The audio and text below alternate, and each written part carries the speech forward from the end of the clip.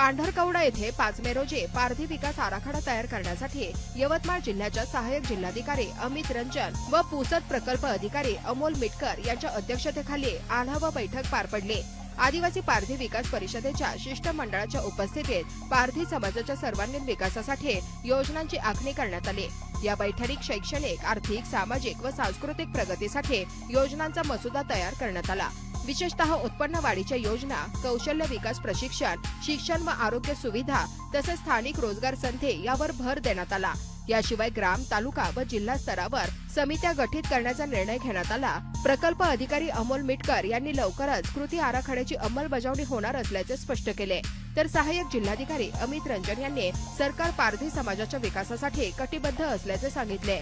पारधी विकास परिषदेचे अध्यक्ष आतिश पवार, मनीष भोसले, बबन पवार आदींनी समाजाच्या जमिनी, निवारा व दाखल्यांच्या समस्यांकडे लक्ष वेधले।